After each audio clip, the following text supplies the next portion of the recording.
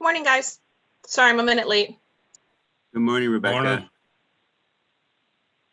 I think we're close to quorum. I'm trying to count, but it keeps jumping around in the participants file. Has anybody been able to confirm whether we do have quorum? I see 8. Doug has just joined. Doug, can you hear us? Okay, Anthony's on now too, it looks like. All right. Then I'm going to risk it and call us to order. Good morning. As chair of the commission, I call this meeting of the Michigan Independent Citizens Redistricting Commission to order at 10:02. This Zoom webinar is live streamed on YouTube on the Michigan Independent Citizens Redistricting Commission YouTube channel. For anyone in the public watching who would prefer to watch via a different platform than they are currently using, please visit our social media at Redistricting MI. Our live stream today includes closed captioning. Closed captioning, ASL interpretation in Spanish, Arabic, and Bengali translation services will be provided for effective participation in this meeting.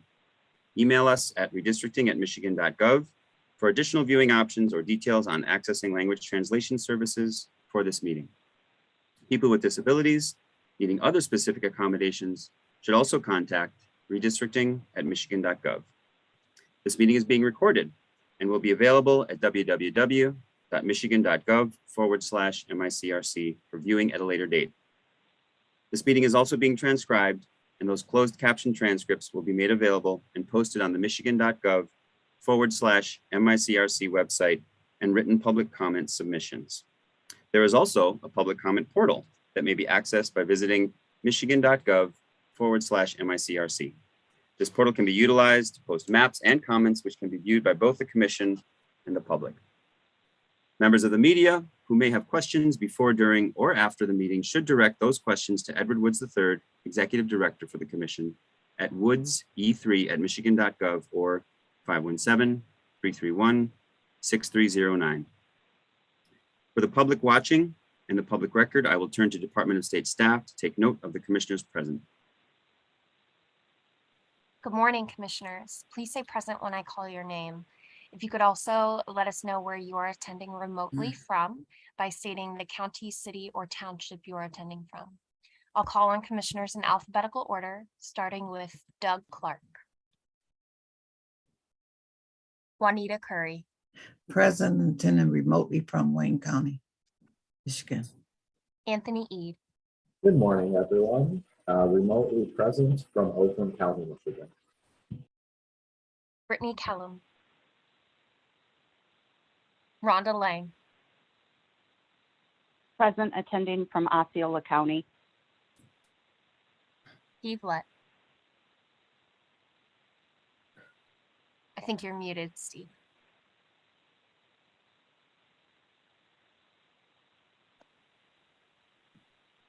Steve, we couldn't hear you.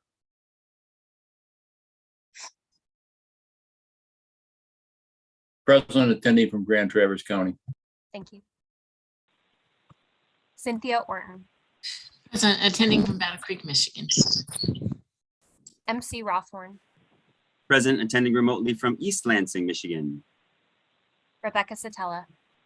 Present attending remotely from Wayne County, Michigan. Janice Follett. Present attending from Ludington, Michigan. Aaron Wagner. Present attending remotely from Charlotte, Michigan. Richard Weiss. Present attending remotely from Saginaw Township, Saginaw, Michigan. Dustin Witches. 10 commissioners are present and there is a quorum. Thank you, Ms. Reinhardt. As a reminder to the public watching, you can view the agenda at www.michigan.gov/MICRC. I would now entertain a motion to approve the meeting agenda. So moved. Second. Commissioner Second. Lett and Commissioner Orton. Is there any discussion or debate on the motion? Hearing none, it is moved and seconded that the agenda be adopted. All in favor, raise your hand and say aye. Aye. Aye. All opposed, raise your hand and say nay. The ayes have it and the motion is adopted. Thank you, everyone. Without objection, we will now begin the public comment pertaining to agenda topics portion of our meeting. Hearing no objection, we will now proceed with public comment. Ms. Reinhardt, do we have any public comment today? We do. We have one participant who signed up for public comment, and that's Mr. James Gallant. Fantastic, thank you. Individuals who have signed up and indicated they would like to provide live remote public commentary to the commission will now be allowed to do so. I will call your name and our staff will unmute you. If you're on a computer, you'll be prompted by the Zoom app to unmute your microphone and speak. I will call on you by your name. Also, please note if you experience technical or audio issues or we do not hear from you for 3 to 5 seconds, we will move on to the next speaker. You will have 2 minutes to address the commission. Please conclude your remarks after 2 minutes. Mr. James Gallant, please proceed.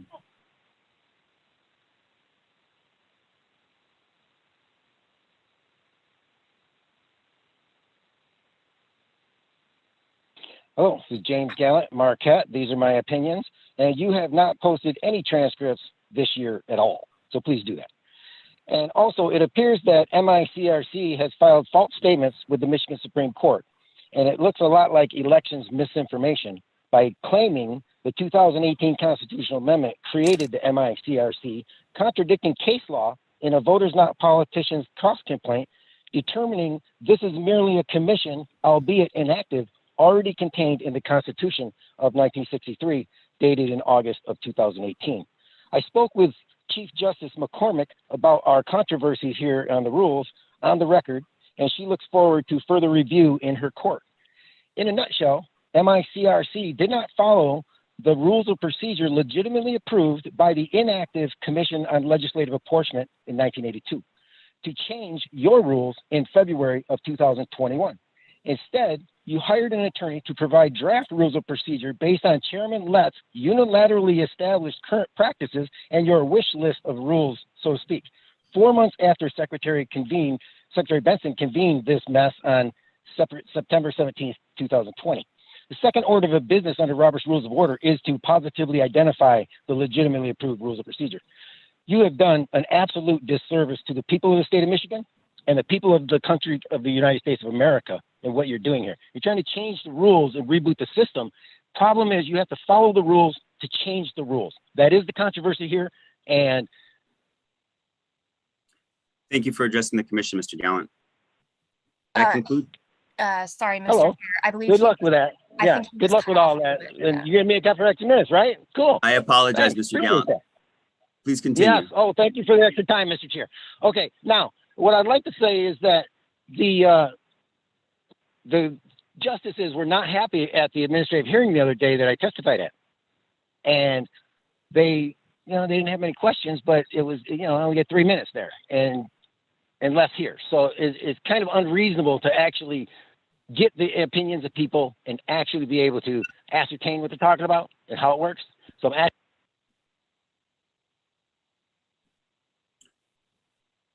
Thank you for those comments.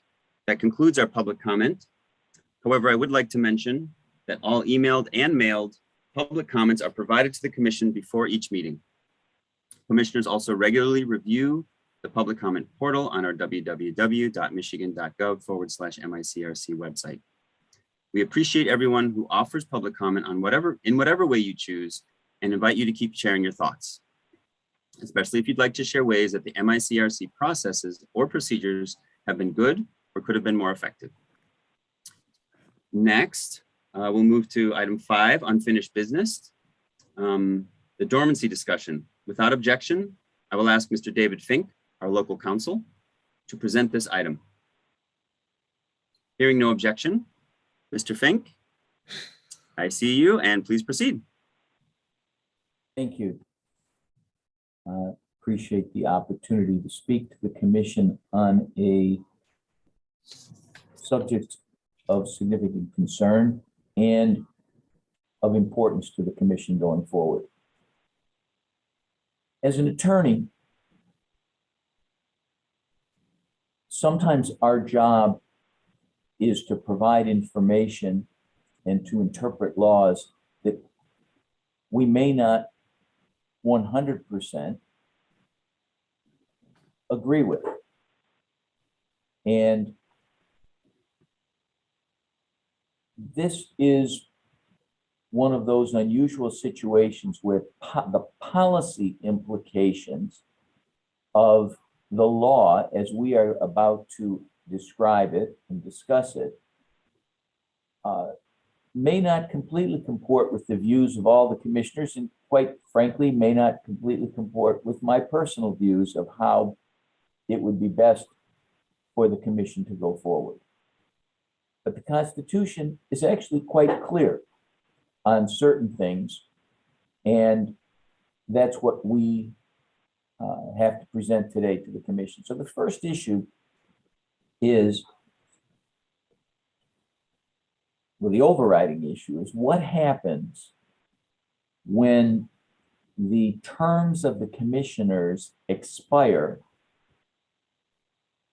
before a new group of commissioners moves forward with essentially the next commission after the next census.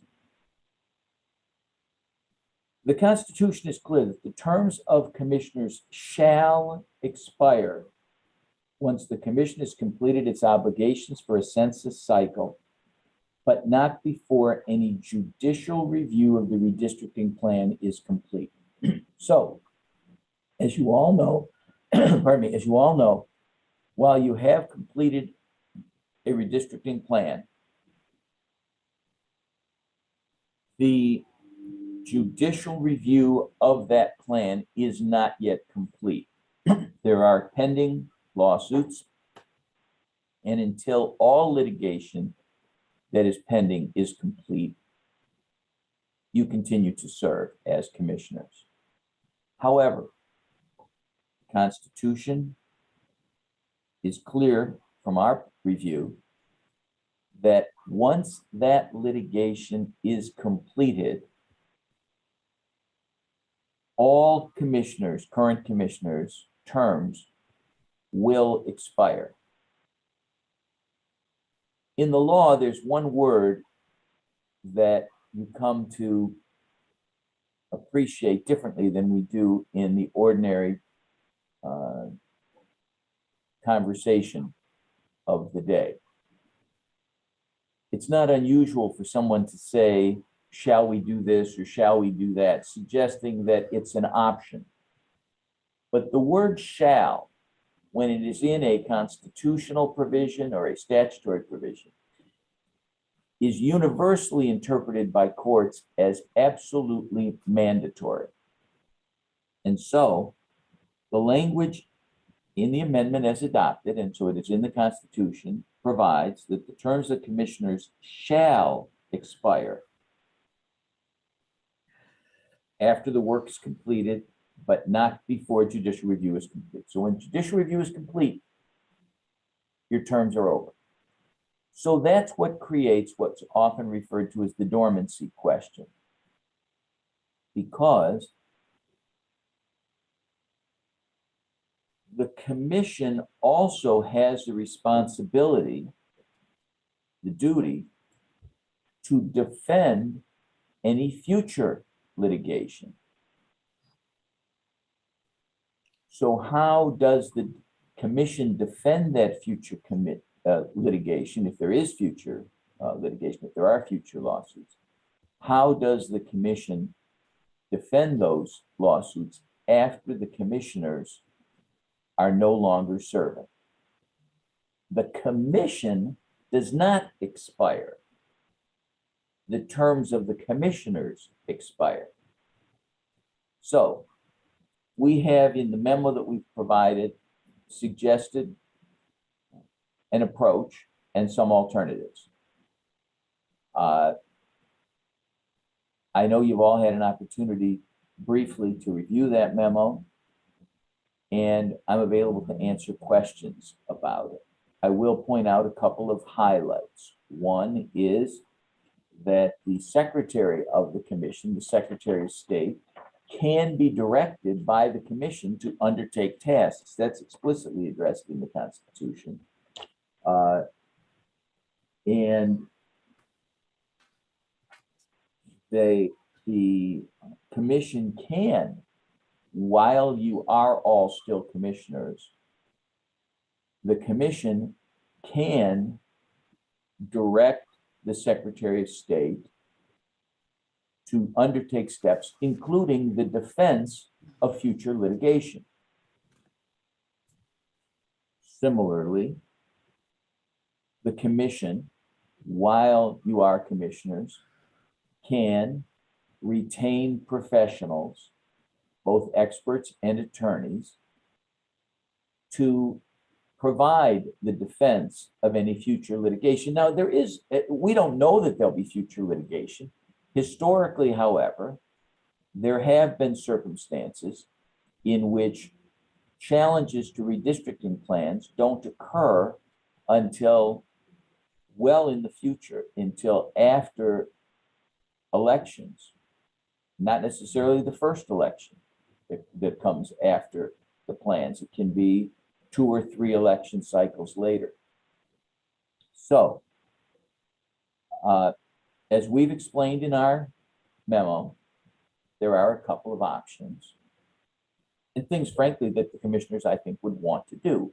And that is to preserve the ability for your plan to be defended going forward by authorizing the Secretary of State to undertake certain steps and by retaining in any manner that you want to do that, professionals to provide continuity of representation and to defend the plans.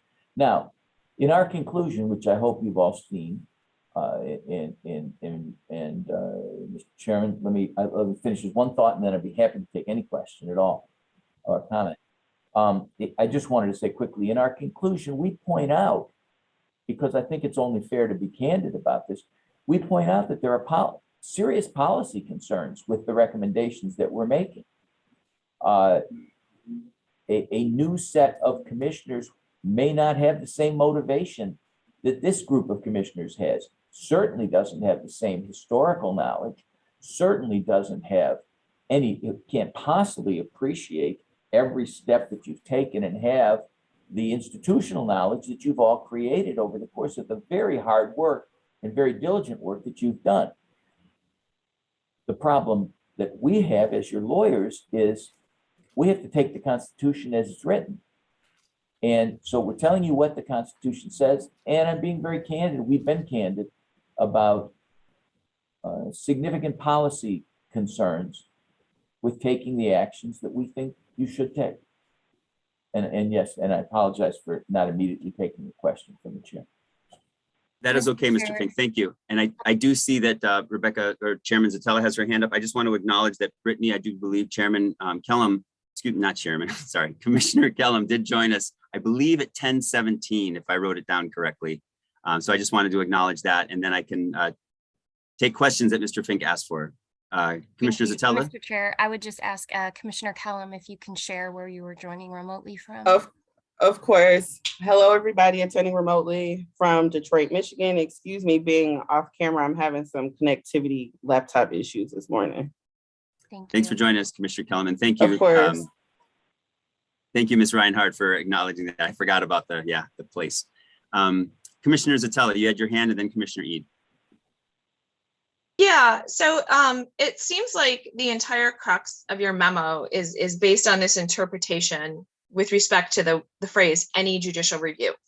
And you're interpreting that to mean pending judicial review. So where in the Constitution does it say any judicial review actually means pending judicial review? Because I don't see it. I appreciate that question. And it's something that we did consider. The sentence that the commissioner's terms shall expire, not before any judicial review is complete, clearly implies that there has to be some time when it can be complete. So this would be completely superfluous text if in fact we accept, and I understand the perspective that a lawsuit could be filed next week. A lawsuit could be filed 2 years from now. A lawsuit could be filed in 2029. So judicial review is not complete. We've talked about that and we've thought about that.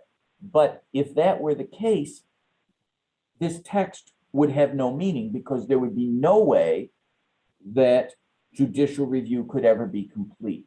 So we infer from the language when it says, but not before any judicial review of the district plan is complete, we infer from that language that there is a time it can be complete. And in that context, the only time we see that it can be complete is when pending cases are dismissed. I understand. I completely understand that it creates some messy circumstances, but that's the answer to your question.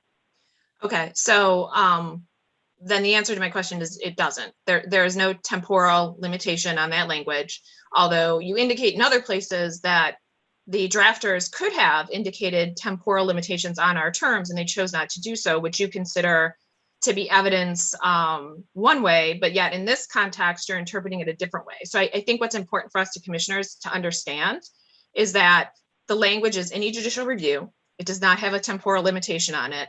The drafters could have put in a temporal limitation, and the entire structure of this memo is based upon your interpretation that any actually means pending, and therefore everything that derives from that initial point that you've concluded, which again, it's, as you mentioned in the memo, it's subject to reasonable interpretation. We could take a different interpretation and say any means any litigation, and that term will end when the census cycle expires and a new commission is expired. Or we could take your interpretation, which is any actually means pending. Here's what I would say with I want to make sure the other commissioners understand the reference you made to temporal limitations. The Constitution is interpreted when you're dealing with matters that are voted on by the people at large. The Supreme Court has always interpreted that to be based upon what the common understanding of the voter would have been at the time, along with other issues such as that there would be no superfluous language. The voters at the time in reviewing this theoretically would have the ability to be aware of the redistricting provisions followed in other state constitutions and in other state referenda in other states. And other states that have looked at this question have put, as Commissioner indicates, clear temporal limitations. That is, they've said that the commissioner's term expires when a new commissioner, when a new set of commissioners are put in place. And so in those circumstances, generally you're talking about a 10-year term essentially, because you have a term between now and when the next census leads to the next redistricting. But what we're saying here is the language standing alone would make no sense to say, but not before any judicial review of the redistricting plan is complete, unless there is a time that judicial review of the redistricting plan could be complete. So we can't think of any logical interpretation other than that it is complete when any pending case is concluded. But again, to be clear, that's not language in the Constitution. That is your interpretation of the language in the Constitution. I just want to make that distinction clear, that it's your interpretation of what you think that meaning is from the language that was drafted. It does not state in there pending litigation, pending judicial review. Correct. To be clear, that is our interpretation based on rules of statutory and constitutional construction that we understand, that we believe to be the case. But you're absolutely right. It doesn't say in precise words, it does not say that before any judicial review is complete, even if a new lawsuit could be filed at another time. You know, it doesn't have that additional language that could have made it more clear. I will say unequivocally, this could have been written more clearly. Oh, I'll agree with you on that. Thank you, On Ms. most- Tiffany. Commissioner Um, Satella, can we move, do you have another question? Can we move I on? do have to new another commissioners? question. I do have Okay. another question. So there is language in the Constitution relating to vacation of the office. So when a commissioner's office is vacated, and it lists very specific conditions when that can occur. So it's death or mental incapacity, it's resignation, it is disqualification for election and appointment under Article 11, Section 8, ceases to be qualified to serve under Section 1, or our fellow commissioners find that there's been some sort of substantial neglect of duty, misconduct, gross misconduct, or inability. So it defines these very specific circumstances where an office is vacated and where the secretary has the ability to replace commissioners. However, I feel like the memo sort of conflates the concept of a vacated office versus a term that is expired. And it seems like you're reading in to the Constitution this concept that vacation section could be read to replace commissioners' terms to expire. But I don't see anywhere in the Constitution itself where there is a mechanism for, if commissioners' terms expire, to replace the commission with a new slate of commissioners to defend plan, which, going back, defending the plan is one of our constitutional obligations and we have to do it. So where are we getting this concept from that section relating to vacation of office is also going to expressly apply to expiration of terms, when the terms themselves are very specifically delineated as what it means to vacate an office? So I feel like there's a bit of conflating and reading in language that just isn't there, that we're adding language to the Constitution if we're going to take this interpretation that vacation of office means the same thing as expiration of term, and that the Secretary of State can put in a new slate of commissioners. You raise a very good point, and certainly one that we looked at. There is no explicit language in the Constitution that says that upon the expiration of the term, that the Secretary of State is authorized to appoint someone. And in fact, it wouldn't be upon the expiration, it would be at a later time. So the issue becomes, at that later time, when it's necessary to convene a commission, how is that commission convened? Now, when you look at all the different possibilities under subsection 3 that you refer to, it does include the commissioner ceases to be qualified to serve as a commissioner under Part 1 of the section. It isn't 100% clear because it doesn't say retirement or expiration of term. But it would appear, if one had to determine how someone is going to be, how a new commission is going to be selected, that the commissioners are no longer qualified to serve, and as such, it seems to make sense that this is the authority. Now, stated another way, there's no place in the Constitution that explains a way to select a commissioner other than the process of the Secretary of State selecting a commissioner. So we did not feel and don't feel that it's, by the way, is my screen flashing or is that only for me? Okay. I have no idea what's causing that. Okay, we can hear your audio We uninterrupted. can hear you fine. It's just flashing. So you're audible. It's your wonderful personality. Well, but I do want to say, and I mean this sincerely, is if anybody watching has migraines, I hope they'll turn my flashing off, because I could see that being a trigger. It's very strange for me to watch it. I do have migraines that are triggered by flashing, so I'm trying not to watch myself.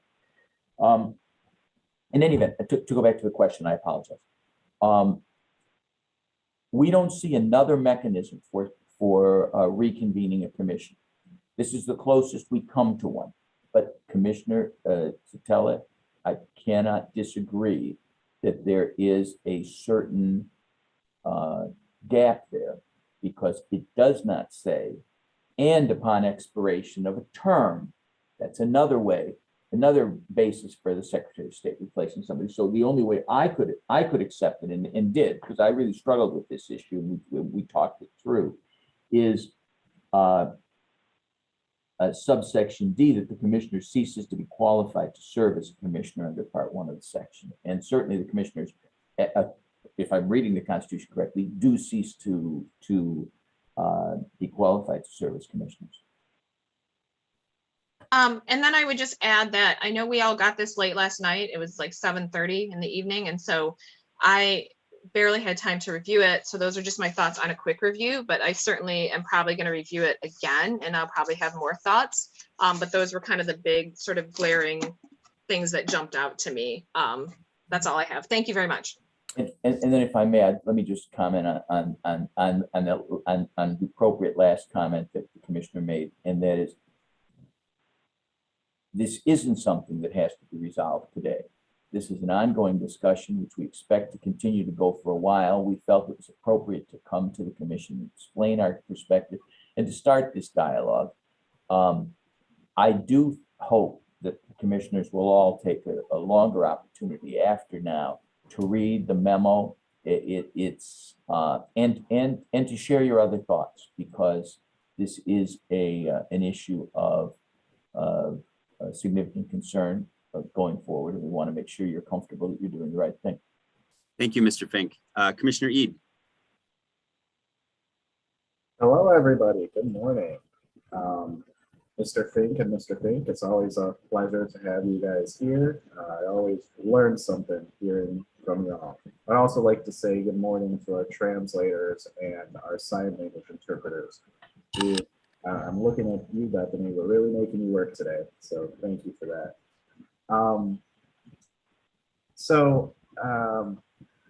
You have here on page 2 of the memo in the middle that alternatively, an argument can be made that any judicial review includes lawsuits not yet filed, but may be filed in the future, similarly to what was done in the last redistricting cycle.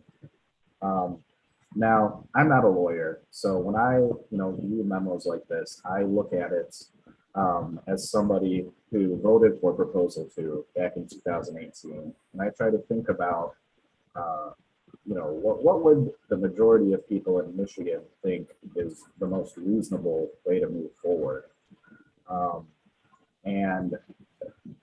As you said, the policy challenges that your conclusion comes up with, there's a ton of them, and I would not consider them reasonable. I mean, to have our terms expire and then have a new slate of commissioners come in, not to draw maps, but just to defend the maps that we drew.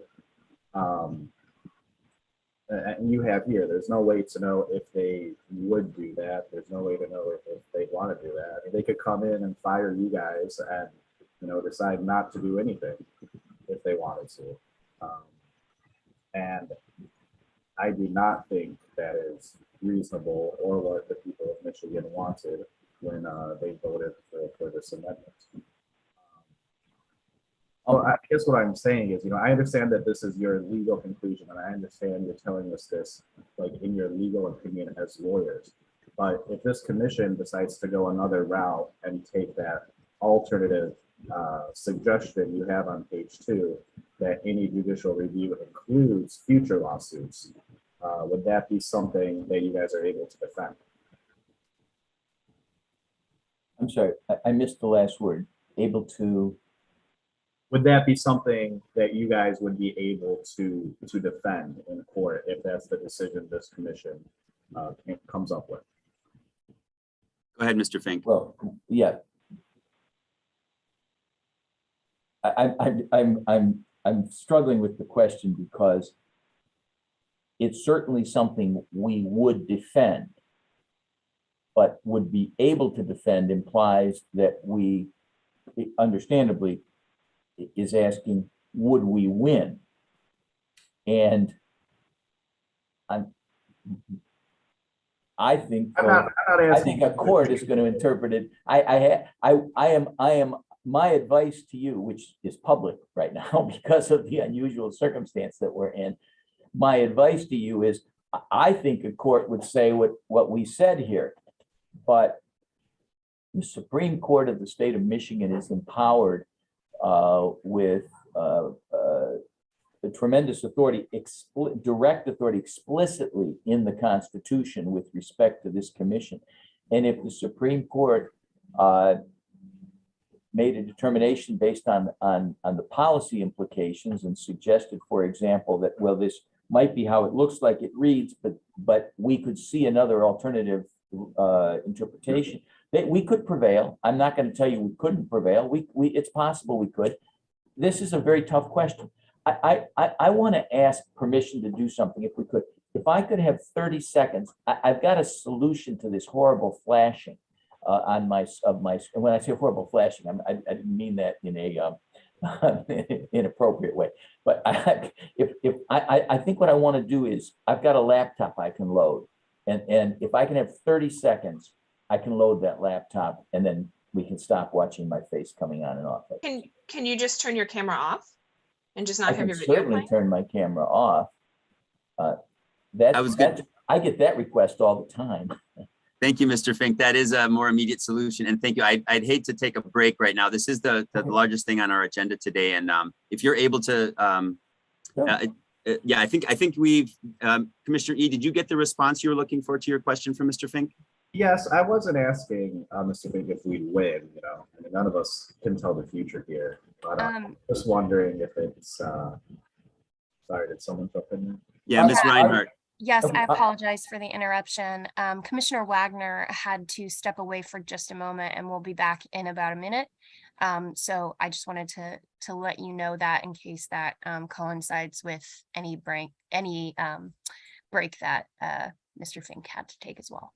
Thank you, Ms. Reinhardt. Commissioner Ede, please proceed. Do we still have quorum? We do. We were Okay. at 10. Yep. Wonderful, wonderful. Yeah, I wasn't asking if we'd win. I just wonder if it's, you know, defensible, given that the language in the Constitution, we've all seen a bunch of situations by now where, you know, maybe it could have been written a little differently or more, you know, more specifically on certain topics. But I think we'll have to keep in mind, this was a citizens-led initiative from the beginning. And, you know, we're the first commission and improvements are, you know, to be made in the future. And maybe this is an improvement we could add in our going forward report, or maybe, you know, taking this issue to court and figuring out what the Supreme Court says to set a precedent for the future, you know, might be the best way to go forward. I'm not sure, but I certainly appreciate the memo. Yeah, and to answer your question more directly, maybe it's more directly, we have a duty to defend the commission. And the commission is entitled to defense as even when you don't agree with us. And if clients often don't do exactly what their lawyer recommends, but their lawyer still defends what they do. And I'm not at all uncomfortable. This is not something in which I believe that a disagreement here it rises to a level at which ethically we could not defend you because you're doing something so outside the scope of your authority or the Constitution. This is a tough question. It's a very tough question. And reasonable minds can differ, and we would defend you. Thank you, Mr. Fink. And before we move on to Commissioner Lett, I just want to acknowledge, I believe that we do have Commissioner Doug, I can't remember your last, Clark, who has joined us. Doug, are you able to tell us where you're joining us from?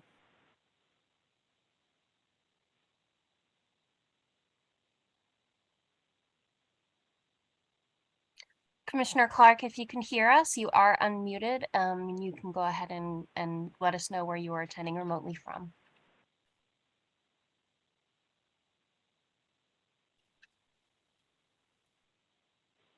Seems like we may be having some technical difficulties. I'll check in with Doug and we can return to him at a later time.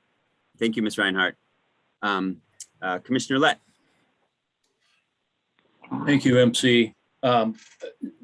Just so we know, as my position as liaison with the attorneys, Nate and David and I, as well as Edward, have talked at length regarding this question.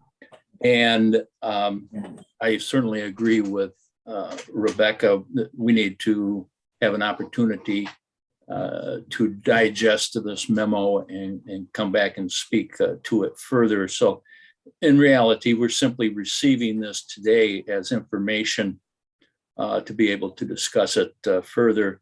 Also, two of the cases that are in federal court, one of which we refer to as AG and the other one is, Nate, help me out with the other one. Venerian.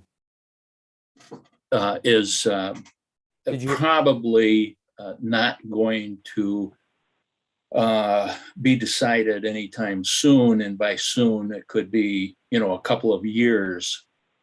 So this question is not the most pressing question that we have to consider. Welcome back, David. One of the things also to consider when you're reading through this, and certainly in my very brief scanning of it, I have not had a time to read through it page by page. But keep in mind that if this question comes before a court, or if any question comes before, say, the Supreme Court of Michigan or Supreme Court of the United States, you'll see a lot of law that says this is the law of the land that was, and it was decided on a 5-4 vote or a 4-3 vote. So don't get all excited about, well, this is what it's got to be. I think David's made it very clear that there's more than one option here. And whichever way we decide to go as a commission, David has already said that he would be able certainly to represent us based upon his review already of what's there. Just as kind of an expedient, I've expressed at least what I believe a number of commissioners do not necessarily agree that we just disappear and go out of business. Doug, is Doug on the line, Sarah?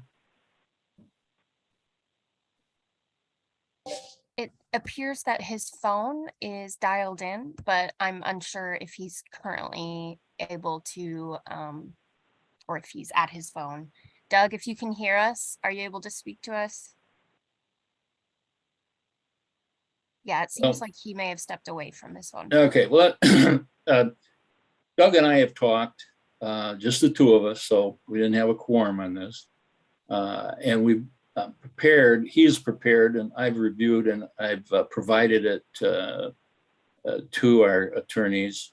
And I'm going to circulate it after the meeting. I'll send it to Edward for him to circulate to everybody and post it on the website. What Doug and I, at least, what Doug's come up with and what I agree with, and I think what we've discussed previously as the way we kind of see it going, and that'll give us an opportunity to compare and contrast where we're at. And I will say, just in my brief review of David and Nate's memo, there are some things that are in both of them. There are questions that are addressed in both of them. And it's going to come down, I think, to a position that we're going to take as here's what we think we should do. And but we don't have to do that today, in my opinion, unless MC chooses to bring it up. But we're receiving a report. We'll take a look at it over the next, really the next several months. And eventually we'll have to decide what to do. Thank you. I appreciate your consideration of my lengthy-winded statement. The review is appreciated. Liaison let. Back to Commissioner Eid. Steve, did I hear you right? Did you say years for the current lawsuit? You guys really think it's going to take that long for the current litigation that's already filed? And not future ones, just the ones already. Right. That we did.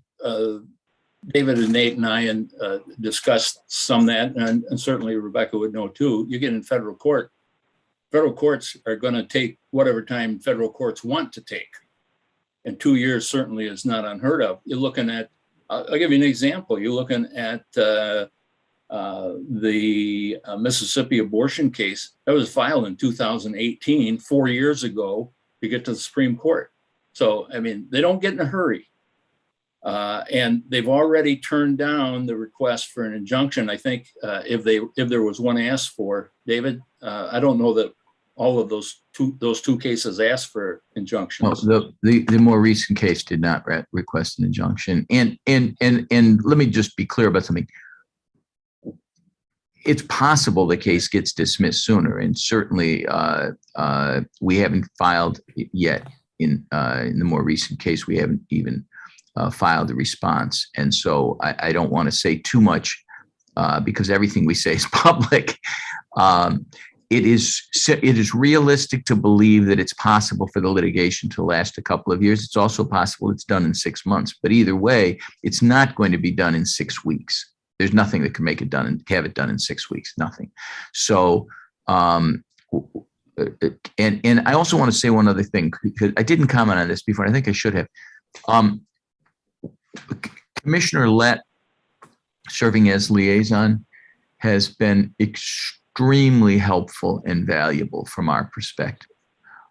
We didn't know how that would work when that began, but serving now in part now in our role as limited general counsel, but also Michigan counsel, having the opportunity to speak both with Edward and with Commissioner Lett has been extremely valuable, and I think has improved our ability to provide meaningful legal advice to the commissions. And I'm not just, if you knew me better, you'd know I don't waste time with pointless compliments. He's really been it's been very helpful for us. Thank you, Mr. Fink. And I will acknowledge, Commissioner Eid, your hand's down, so I'm assuming you're done with your comment. Great. So I'll just acknowledge that it is a discussion. It has been summarized already, right? I think we all appreciate just getting our feet wet, so to speak. A lot of great questions were raised and discussion. Are there any other questions before we move on to the next item on our unfinished business agenda? Are there any other discussion items? We don't need a motion. We don't need to take action. I do think we have, as has been said, time. We've got got a hard decision to make, but it doesn't have to be today. Doesn't even have to be next month. Any other questions? All right, seeing none. Next on our agenda is unfinished business, item 5B, House Appropriation Subcommittee on General Government. Without objection, I will ask Mr. Woods to present this item. Hearing no objection, please proceed, Mr. Woods. Thank you, Commissioner Rothhorn. Good morning, commissioners. It's good to see each and every one of you. I'm gonna go ahead and share my screen and provide an update so that we're all on the same page. Are you able to see my screen? If you could just nod your head, that would be helpful. Thank you so much. You submitted a budget supplemental of $2.2 million. The State Budget Office submitted a budget supplemental of $2.2 million that was submitted June 1 to the Appropriations Chair. We provided an updated note to the House Appropriations Subcommittee on General Government in May. We've had no feedback since May 23rd. We know that they're looking at it. We really need the funds released by the end of the month in order to meet our obligations. We're currently holding up one bill, which is close to $500,000 for our litigation counsel. And then the other thing that I'm trying to do for forecasting purposes is I'm inquiring regarding the total spend on legal fees for the 2010 redistricting cycle for budgetary purposes. What I found out so far is some was appropriated as general attorney fees, and then some was also given to the Secretary of State to defend the maps from the 2010 election cycle, which would be approximately 10 years. But however, getting the actual amount that was actually spent has been like playing hide and go seek, and very elusive in terms of how much money. So hopefully we can get that number. So moving forward, we would know how much to budget for legal fees, because obviously our first year, we did not have much legal challenges that we had to do. Most of that was dealing with drawing the maps and utilizing our Voting Rights Council, as well as our mapping consultant. So just trying to get that information to see that whether we're on target with regards to what we're spending on legal fees and being fiscally responsible. And so knowing that our funds are low and that we need to have these funds released, we followed the process as outlined in the Constitution to request the funds. There's a legal standing with regards to the funds. And so what I'm requesting or recommending is authorizing myself to take the necessary action to secure the funds by the end of the month, or if there's a better way of wording that, I'll defer to our Commissioner Lett or Commissioner Zatella, our legal, with regards to that. But just want to make sure everyone's aware of what's going on. You've seen the information that has went to this subcommittee, House Appropriation Subcommittee on General Government. And like I said, once again, we have about a $500,000 bill that we are holding from Baker, our litigation counsel. And we just need these funds released as soon as possible. The administration has already sent the supplemental request over a week ago and need action to be taken. And the reason why there's a concern is they usually go on holiday break for the 4th of July. Knowing that this is an election year, I'm not sure when they'll return, but we just need to move forward. Thank you, Mr. Woods. Commissioner Zatella. Yeah, I'd like to make a motion to empower our executive director to take whatever steps are needed to attempt to secure the release of those funds by the end of this month. Second. Excellent. I heard Commissioner Lett and I saw Commissioner Weiss, but that was Commissioner Zatella made the motion to empower our executive director to make whatever actions are necessary to secure those funds. There was a second. Is there any discussion on the motion? I don't see any, and I don't see any hands in the chat. So I'm going to call all in favor of the motion to empower our executive director to take whatever action is required to secure the funds for this, to get the supplemental. Raise your hand and say aye. Aye. Aye. Aye. All opposed, raise your hand and say nay. Commissioner Wagner, could you clarify your vote? Aye. I said aye. Thank you. And Commissioner Lang, could you clarify your vote audibly, please?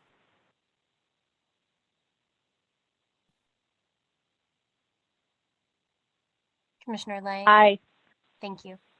And Commissioner Clark, if you've joined us, could you also clarify your vote? Yes. Thank you. Commissioner Clark, could you also share where you are joining remotely from? I'm joining remotely from Newport Beach, California. Thank you. Nice to have you here, Commissioner Clark. Thank you. And thank you for everyone. Yeah, so we do have the motion passes. And thank you, everybody. Mr. Woods. Thank you for that. And yeah, we'll move on to the new business. Next on our agenda is new business, item 6A, the fiscal year budget update. Without objection, please present that to us, Mr. Woods. I see no objection and hear none. Please proceed. You can see my screen, just nod your head and say yes. Perfect. As I mentioned earlier, we owe the litigation counsel approximately $500,000. Just want to be clear with regards to that in terms of what we owe. We're waiting for a contractor to resolve their issue with Treasury. We've had a contractor that had some tax issues.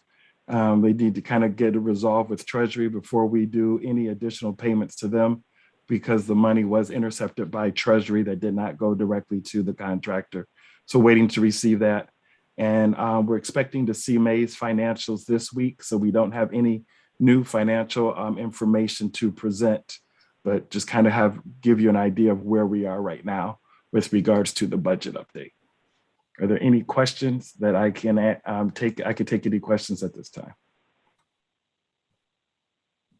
And just confirming that we have basically end of April. What you're presenting will be end of April. Well, what I know, I presented that at the last meeting. Sorry. In May. I'm just waiting for the May. The books closed earlier this week. And so it's a timing issue for them to close the books and provide the report to us. And I should have it later this week. The books closed, I believe, Tuesday. Very good. For May. Any questions for Mr. Woods? All right. Seeing and hearing none. Do we need we don't need to make any action? No, okay, information item. Very good. All righty. Then we are moving on to new business item 6B, the attendance report. I believe you were just looking for feedback. Hello. Hi, can you hear me? We can. Are you saying hello to me or to someone else? Yeah, it looks like there's an interpreter maybe, or another participant who's on my screen. I can't see the rest of I see your screen, Director Woods, but I do not see the other participants. In a minute. You may need to switch your. Yep. Okay, I'm back. Yeah, Yeah, it just switched for me. Very good. So we are 6B, Commissioner Attendance Report. Please proceed, Director Woods. All right, we have a Commissioner Attendance Report, and I just kind of want to share that, we do.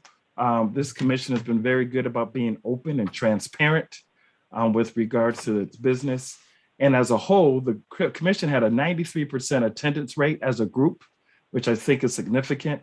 The commission has met actually for more than 35,000 minutes when we add in the minutes from the May 12th meeting. And that does include breaks. I just want you to know more than 35,000 minutes, in terms of work. But what it does not include is travel and preparation time for meetings. As you know, when we had travel, that was time for meetings, preparation in terms of reviewing meeting materials, drawing maps to present. There was a lot of different things that took place that we are not able to document. And furthermore, it does not include promoting or presenting at events or the travel time for those events. So I just really want to give a shout out to the commission with regards to an excellent rate as a group. We did have one commissioner who's asking for us to do a review, and we are doing a review to ensure accuracy with regards to the attendance, but just wanted to share these results because we've been working on this, and just applaud the commission for an outstanding attendance rate, the dedication, but also letting people know what's not included as it relates to the time that has been invested by this commission to ensure fair maps with citizen input. If there's any questions, I can take them at this time. Thank you, Director Woods. It sounds like we've got a further review happening, so we'll expect to see this agenda item at a future meeting. Correct. I do not see any hands or anyone who's not visibly present in the chat, so I believe we're okay on this item. Thank you, Director Woods. So without objection, we will move on to the next item on our agenda, which is 6C, the Juneteenth holiday. Mr. Woods, will you please present? I do not see any objections, so please go ahead. Thank you. Let me share my screen again.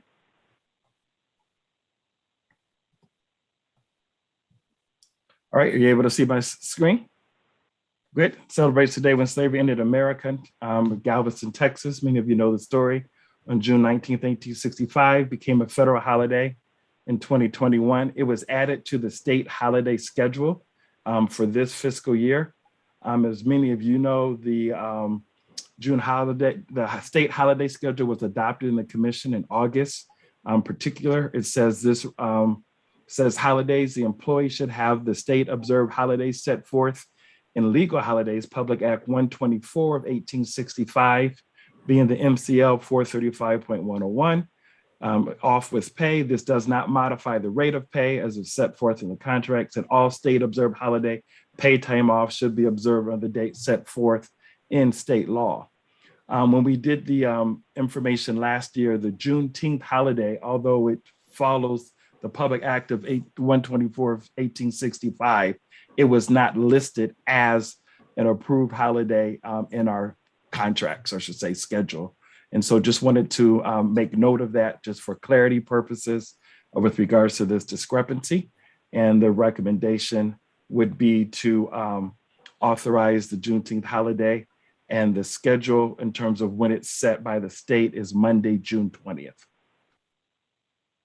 That's it. All right. We need a motion for that. So moved. So there was a motion to, and a second, motion by Commissioner Lett, second by Commissioner Zatella, to move that the holiday Juneteenth be observed on our, and added to the, I guess it's the policy that you just showed us, Director Woods. That was the motion, correct, Commissioner Lett? Well, I think from Director Wood's comments, that would go into his contract, though, quite frankly, I don't know that it needs to be there since it's state law, but we can put it in the contract, put it in the policy. Either way, I guess the policy would cover everybody that comes in. So we'll make a motion to include it in our policy. And Commissioner Zatella, that's what you're seconding. Very good. So we're putting into the policy. Any discussion on the motion? I'm seeing a nodding head. Very good. Thank you, Commissioner Orton. So all in favor of approving this and change to the policies, raise your hand and say aye. Aye. Aye. Aye. All opposed, and we're going to get verbals later, but all opposed say nay. Okay, and so I saw hands, but I don't think we have Commissioner Clark or Commissioner Lang. So can we get verbals from Commissioner Clark and Commissioner Lang, please? This is Commissioner Clark, yes. Aye. Thank you, Commissioner Clark, and thank you, Commissioner Lang. So we have unanimous, the motion passes, and thank you. Unanimous approval, I should say. All right, we are through with our new business. Thank you. We are moving on to item 7, the approval of minutes from the May 12th meeting. These draft minutes have been provided to the commission before this meeting and are posted on the website. Are there any edits to these minutes? Seeing none, may I have a motion to approve the meeting minutes of May 12th? So moved. So I heard Commissioner Lett, I believe, and I saw Commissioner Weiss with a second. Very good. All in favor, raise your hand and say aye. Aye. Aye. All opposed? Thank you for that verbal comment, Commissioner Lang. All opposed, raise your hand and say nay.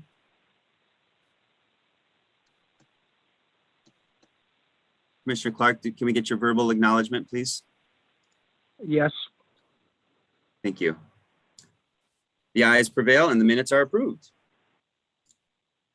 There is a staff report today.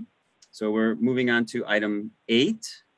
Without objection, I will ask Executive Director Woods to provide his report. Seeing no objection, please proceed. Director Woods. Thank you. I'm assuming you can see my screen? Affirmative. Thank you. Just want to do some highlights. Lessons learned report and videos wrapping up. We did, they have a draft of the report and a segment of the video, but it's still being worked on. We will be releasing today the mapping public portal comments, public comment portal from the mapping document that the commission considered when it was drawing maps. So everyone will be able to see the comments that were provided. I know Commissioner Villette's going to talk about later, but just want you to know the audit engagement letter, as well as the governance, came out right before our meeting started, about a half an hour from our meeting from the OAG. And so if you haven't seen it, please take a look at it in your email. But once again, the audit engagement letter and governance letter was two separate emails that came out about 30 minutes before our meeting started this morning. And then we had the Campaign Legal Center. Casey Atkins did a report that is out, came out about a week and a half ago with regards to the Campaign Legal Center and the information with regards to the commission. It did a comparison between the Michigan Independent Citizens Redistricting Commission with how redistricting is done in Wisconsin. So I would encourage you to take a look at that, and we'll put it on our social media. We'll reference that later today. Want to thank Commissioner MC Rothhorn. He did a presentation to the Grand Ledge Public Schools distance learning project. And then what I really want to talk about the meeting schedule in terms of what we're having. Meeting schedules, as we've gone through the course of the audit, and Commissioner Villette can attest, and we shared it with you. We noticed our costs as relates to the commission, but MDOS, Michigan Department of State, also has a cost when it comes to meetings. And we want to be sensitive to that cost. The cost just from January to March 31st of this year, the first quarter, just for telecommunications and broadband services and other purchase services such as audio recording, closed captioning, interpreter, translation, and video services is well over $50,000, well over $50,000. So we really want to be judicious with our time, but also responsible with our time as relates to efficiencies. And so last month, as you know, we put in the cancellation policy with regards to canceling meetings if we do not need them, to be respectful of that as well, because taxpayers' money, whether it's MICRC or MDOS, is still the taxpayers' money with regards to that. So if there's not anything pending, I think we should look at possibly canceling our meeting on June 23rd, and that can be just something discussed later. But from my vantage point, I don't see anything that necessitates a meeting. And we can talk about the dormancy discussion with regards to July. This fits well within our rules and procedures, and that our rules and procedures only requires us to meet at least once a month. And so that's something that could take place as well. Thank you, Director Woods. I do see Sarah Reinhardt.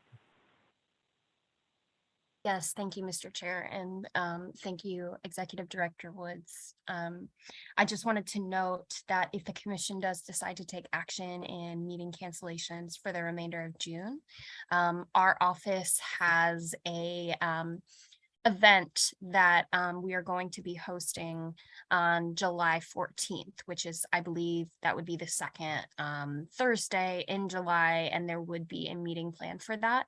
I just wanted to bring to the attention of the commission that our office will not be able to facilitate a meeting on that day because of the event that is planned. So just wanted to make you all aware of that as you're discussing scheduling future meetings. Thank you. Excellent. In light of that, Commissioner Rothhorn, Ms. Reinhardt, is July 21st a possibility? Yes, absolutely. Okay, I just want to I don't want to throw something out there, and that's not it. And that might just be our full meeting for the month of July as a whole, but that just kind of gives us some time just in case something pops up. Thank you, Director Woods. Are there any questions on, and Ms. Reinhardt, is your hand still raised because you have something else? No, sorry. No problem. Any? Commissioner Rothhorn, Yes, please, Commissioner Lang. I have a question on if we can make some decisions at this meeting so I can schedule my schedule accordingly and not last minute. Regarding our schedule, our meeting schedule? Yes, please. Very good. Yes, we absolutely, Commissioner Lang. Commissioner Lett. I take it, I guess this is my question, if something should come up of a pressing nature, emergency nature, we could reschedule or could schedule, let's put it that way, a meeting if necessary. I believe Yes, that's we have true. That's correct. Yes, we have a provision in our rules of procedures for a special meeting. Okay, and to respect Commissioner Lang's request, Mr. Woods, are we finished with your report? And are there, because I'd like to move to the scheduling part of your report, unless there are other questions on other parts of your report. No, I'm just saying, in light of the response from Ms. Reinhardt, I would like to make a suggestion or recommendation that we look to moving our meeting in July to July 21st. And that would be the only meeting that would take place in July, would be Thursday, July 21st, a virtual meeting starting at 10 o'clock a.m. So that would mean this meeting for the 14th, as well as the meeting for the 28th, would both be canceled. Commissioner Zatella. Are we also going to cancel now the meeting on June 23rd? Yes. Okay, so then I would make a motion to cancel our meeting on June 23rd, on July 14th and July 28th, and then schedule a meeting virtual 10 o'clock normal time on July 21st at 10 a.m. Perfect. I see multiple seconds. I'll take that from Commissioner Orton. The first by Commissioner Zatella. So we are canceling the meetings as stated and adding the one again as stated. It's been seconded by Commissioner Orton. Commissioner Lang, you requested this. How does that work for you? Is this what you needed? Yes, that will work perfectly. Thank you. Oh, great. Okay. So any discussion on the motion? Commissioner Eid.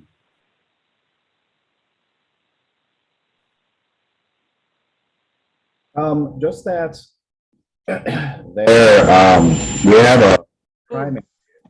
Can you guys hear me? Not very well. There was feedback. 1 second. I was just going to say we have a primary election in Michigan on July 2nd. So if we have a meeting. No, August 2nd. August 2nd. Yeah. August 2nd. So if we have our meeting on July 28th, would that cause a problem for? No. Boss? Did you hear the response, Commissioner Eid? No. It was a no. The response was no. Okay. Any other discussion on this motion? Seeing none,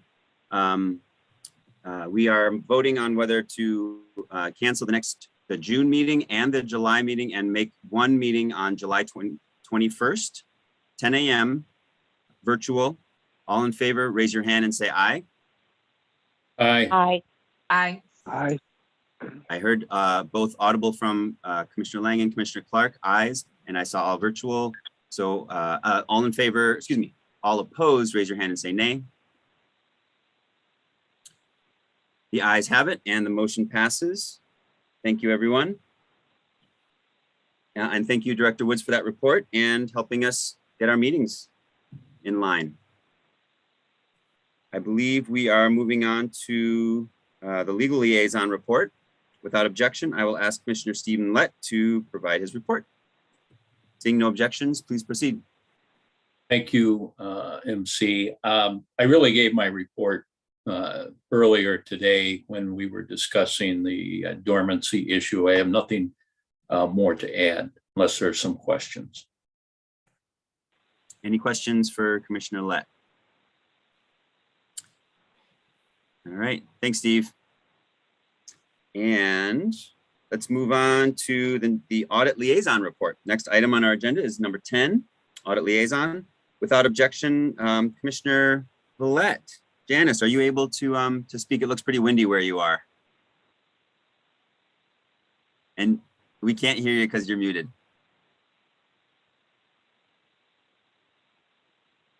Is that better? It is. Okay. We met on May 18th and we talked about what we were going to audit. They also sent a questionnaire that Edward did a fantastic job at answering the questions.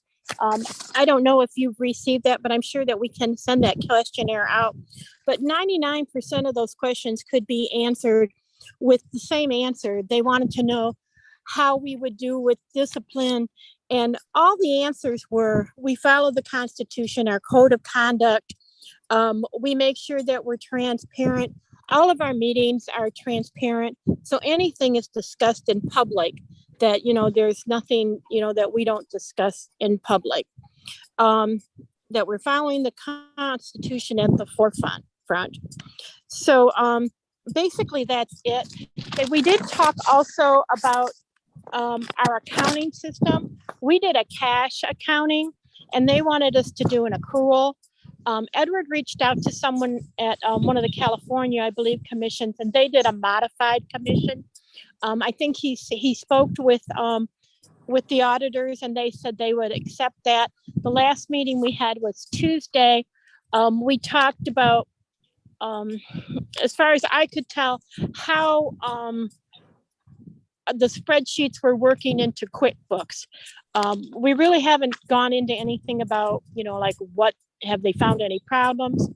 Because I don't think they've really researched anything right now. They did say that we needed to have all our invoices booked instead of, so that we could continue with this modified accrued accounting. And that's all I have. Edward, do you have anything to report that I missed? Commissioner, that does a great job, but it's a modified accrual with regards to what she's saying in terms of that, just so we have clarity. We'll definitely have some recommendations in terms of how we do our books. I think we really need to look at booking our, fully utilizing QuickBooks and not just using it to produce reports so that the commission is aware of our finances and we can better forecast actually where we are. Has been a lesson learned that Commissioner Villette and I have gone with regards to this process. Having said that, you should have a copy of the engagement letter once again in the governance letter that just came out 30 minutes ago that lays out what will take place in the audit. As soon as I got it, I forwarded that email this morning. Thank you, Commissioner Villette and Director Woods. Commissioner Villette. Yeah, I want to know what lake Janice is on and what boat she's on and how's the fishing. Well, I just got back in the car, but I'm on Lake Michigan in Ludington. It's beautiful. It is. And you provided a beautiful report. Thank you for reflecting that in your report. That beauty. Thank you. All right. And so we are moving on to item number 11, and unless there are questions, further questions for Commissioner Villette. All right. We're moving on to item 11. Without objection, I will ask Mike Brady or Sarah Reinhardt from the Michigan Department of State if they have an update. Good morning, Commissioners. This is Mike Brady from the Michigan Department of State. We do not have an update this morning. Thank you, Mr. Always Brady. available for questions, of course. And thank you for that too. Commissioner Lett. I have a question for Sarah or Mike. With the primaries coming up, is that going to cause us any concern? In other words, is there something that we need to be aware of from your end so that we're not stepping on your toes?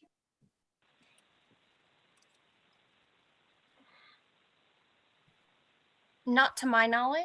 I don't see any scheduling conflicts or conflicts with our office supporting the commission. But if we become aware of something at a future date for either the primary or the November election, we'll certainly bring it to your attention before the commission. Thank you for the question, Commissioner Lett, and thank you for that response. Yeah, that's really important. We want to make sure that we're working well with y'all. Y'all support us very well, and we need you. So thank you. Any other questions for Mike Brady or Sarah Reinhardt? Commissioner Rothorn, Mike Yes. Brady, I would just like to speak to that. So I agree with Ms. Reinhardt completely on all matters, and it's a good policy. But I'll say certainly with respect to the August primary and looking ahead to November, and I realize that feels very far away, but also going to be here shortly. So I note, on the bottom of the agenda for the commission's meetings, it notes that all, future meetings are second and fourth Thursdays, standing rule through September 30th. And that after that, it shifts to the first and third Thursdays. The first Thursday in November would be Thursday, November 3rd, which is, days before the November 8th election day. I don't believe we need any action at this point, especially given the, what seems to be a stable trend towards downshifting commission meetings from twice to once a month. But I just want to flag that in advance in light of Commissioner Lett's question that a meeting on Thursday, November 3rd would probably be a challenge for our office, just given the scale of November elections, it's statewide in particular. Thank you. Absolutely. Thank you for that. Commissioner Director Woods. And I'm not sure, but Mr. Brady or Ms. Reinhardt can speak to this, but I do believe November 10 is the day before Veterans Day. And so just want to be sensitive to that in terms of holiday scheduling and vacation with regards to that. So with regards to the commission, if I'm incorrect, Mr. Brady or Ms. Reinhardt, please correct me. That is correct. November 10th also is 2 days after the general election. So that is also not a good, not a good Thursday. So I think that's probably why the shift was from second and fourth to first and third. And so again, in looking at November, the 3rd and 10th for reasons related to the election are not great. The 17th, I think, could work. The 24th is Thanksgiving, and those are the four Thursdays in November. So why don't we just go ahead, if it's okay with you, Mr. Chair, just make a motion for November that the meeting will take place on the 17th and that the meeting on the 3rd is canceled. And that way everyone can plan in advance. That sounds like it would also help Commissioner Lang with her planning. So is that a motion? With scheduling, I make that motion. With all motion due respect, I wouldn't be available on the 17th, just to let you know, but that's okay. Thank you, Commissioner Lang. Appreciate that. And it was moved by Commissioner Lett. Is there a second? I see Commissioner Curry with the second for canceling November 3rd and 10th, or excuse me, I guess it would be just November 3rd and moving the third Thursday actually to November 17th. That is the motion in front of us in November. So all in favor of moving our November. Is already the third Thursday. I'm sorry, say that again. November 17th is the third Thursday. I apologize. Right. So we're just canceling. Right. We're just canceling the first, and we are moving it to the third Thursday. One meeting in November. All in favor, please raise your hand and say aye. Aye. Aye. I got the audibles from Commissioner Lang and Commissioner Clark on that with an aye. All opposed, raise your hand and say nay. Okay, the ayes prevail, and we do have that November date secured, and thank you. With that, and thank you for the update from MDOS. Mr. Brady and Ms. Reinhardt, thank you. We are moving on to item 12, correspondence. The correspondence received in advance of our meeting today was provided along with the written public comments to the commissioners in our meeting materials. Are there any agenda items that commissioners would like to have added to future agendas? Commissioner Wagner. Forgive me. I would like to see what's going on with our dissenting reports and why those are not available on the website. We will add that to the agenda for July. Is that possible, Director Woods? Yes. Okay. So we will add the dissenting reports and their availability on the website as a report in July. Any other? We'll have a commission report that we'll provide in July, just so we're clear for the meeting. Commissioner Wagner, we're still waiting, just so everyone's clear from our attorneys. Thank you. Commissioner Wagner, do you still have your hand up for a future agenda item? Okay. Commissioner Zatella. So are we going to be able to have a chance to review any changes that are being made? Because I know Good Marketing prepared a report and we've never seen that. And my understanding is there might be some changes that the attorneys are making, but I just want to make sure the commission has a chance to review those changes to make sure they're factually accurate. I want this to be an accurate report, and the commission and the commissioners themselves are the ones that have the best factual knowledge of what happened and why. And to be clear, you're referring to the dissenting reports. Is that correct, Commissioner Zotella? No, the primary report, the Primary commission's report. Yeah, Right. we've Thank you. never seen a copy of that. Right, it'll be issued as one report. And so once we have, I think we're waiting for a couple of changes that has been requested, and then we will issue the report, and it'll be a discussion item for the July meeting. So we'll clear up those things at our future agenda in July. Is Mr. that okay? Chair? Commissioner Mr. Lang, Chair, yes. I believe Commissioner Zotella was saying that she would like to see a copy of the report before the changes are made. Thank you for that Am I understanding that correct? You are, Commissioner Lang, and thank you. Yes, I mean, I don't care if we see it before the changes are made or not, but I want to see what is being changed so that we have a chance to review that to make sure we agree with those changes, because we're the ones that are the ultimate arbiters of the factual background, and we have all that institutional knowledge. And I want to make sure that things aren't being changed that we don't agree with. So it's fine to receive them at the same time. I don't really care about that. I just want to make sure that the commission is aware of what was changed so that we have awareness of that and make sure we agree with the change. Okay, and because we are on future agenda items, we will add that to a future agenda item report. Duly noted that before we make any decision on that future agenda, that we need to have adequate time to review it. And yeah, we'll make sure that happens. Commissioner Orton, or excuse me, before we go to Commissioner Orton, Commissioner Zotella, does that address your future agenda item? Yes, absolutely. Thank you. Okay, Commissioner Orton.